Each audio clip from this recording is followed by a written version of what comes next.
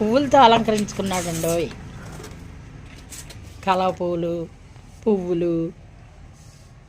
ఇక్కడ ఒక పింక్ పువ్వు ఇడిసిందా, ఆ కుండీలో ఒక పింక్ ఇడిసింది. ఇదిగోండి. తులసి మొక్క ఎక్కడిట్టావు? తులసి మొక్క పెట్టాలిగా, కిందకు పడద్దు చూడు, కట్ చేసి పెట్టు.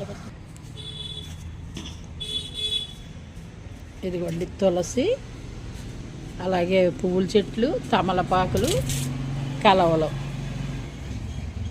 కృష్ణయ్య దగ్గర.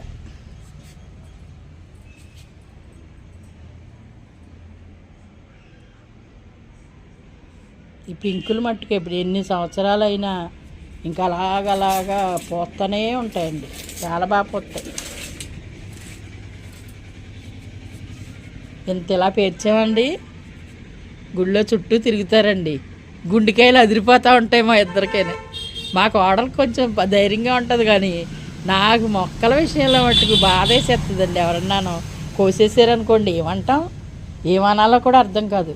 ఒక కొమ్మ ఉందనుకోండి, ఇలా గిల్లేసుకుని వాళ్ళకి సంచి ఉంటుందండి చేతిలోని, కవర్లో వేసేసుకుంటారు. లేకపోతే పువ్వులు కోసేసి మేమేమో దేవుడికి కూడా కొయ్యకుండానో కొని పెట్టుకుని ఏమో అందంగా ఉంటాయి దేవుడి దగ్గరనే వదిలేస్తాం. ఈ పువ్వులు కోసేసుకుని కవర్లో వేసేసుకుని పట్టుకుపోతారు. ఏంటి చెప్పండి, మనం ఎంత ఇదిగా చేస్తున్నాం కదా. ఇందులోనే చూడండి పచ్చిమిరపకాయలు ఎలా కాసినాయి. ఇదిగో పచ్చిమిరపకాయ పూత చక్కగా ఉన్నాయి.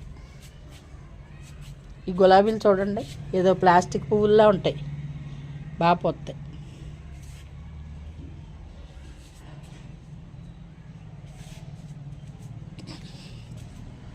ఇది చూడండి ఎంత ఉందో.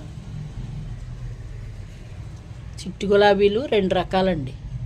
ఇందులో లైట్ పింకు, డార్క్ పింకు.